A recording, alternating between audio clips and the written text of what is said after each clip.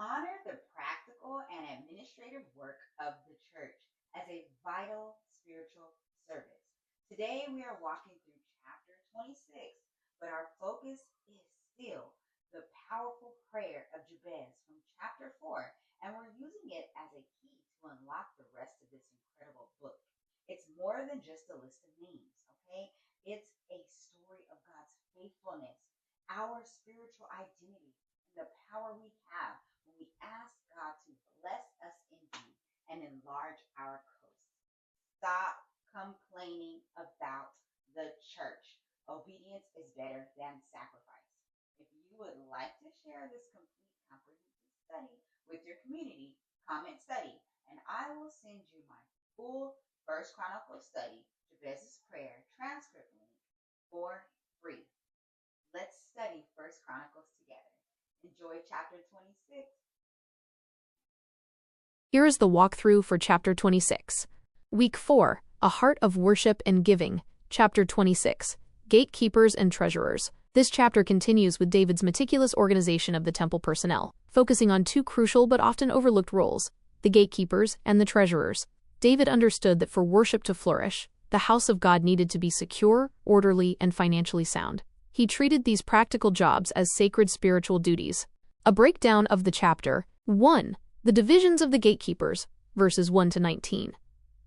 Following the same pattern as with the priests and musicians, the gatekeepers, or porters, are organized by their family lines and assigned their duties by casting lots. Their leader was a man named Shelemiah, from the family of Korah. Their responsibilities were vital.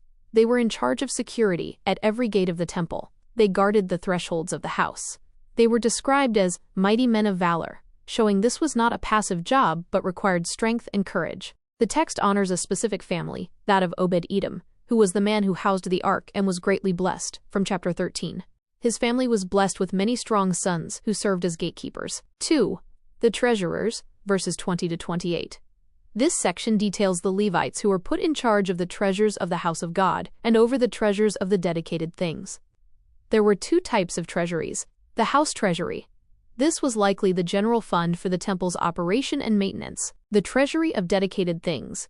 This was a special treasury that held all the spoils of war that David and his commanders had dedicated to maintain the house of the Lord.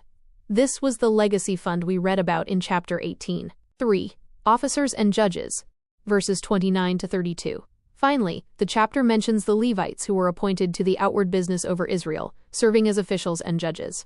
These men administered justice and managed the king's affairs throughout the land, showing that the Levites' influence extended beyond the temple walls. Connecting to our theme, a heart of worship and giving, this chapter shows that a heart for worship and giving is deeply practical. Worship requires security and order. David knew that for people to worship God in peace, the house of God needed to be a safe and orderly place. The gatekeepers were the guardians of that peace. This honors the work of church security teams, ushers, and all who create a welcoming and safe environment for worship. Giving requires good stewardship. David didn't just collect treasures for God, he appointed trustworthy people to guard and manage them. A heart of giving is also a heart of good stewardship. It's not enough to be generous. We must also be wise and accountable with the resources God provides. Every role is a ministry. From the mighty warrior guarding the gate to the meticulous accountant managing the treasury, every job was considered a sacred service to the Lord. Reflection. Questions for your group. 1. The gatekeepers were mighty men of valor. What kind of spiritual valor or courage is needed to guard the church today, e.g., against false doctrine, disunity, etc.? 2. The family of Obed-Edom, who was blessed for hosting the ark, continued to serve God for generations. What does this teach us about building a family legacy of service? 3.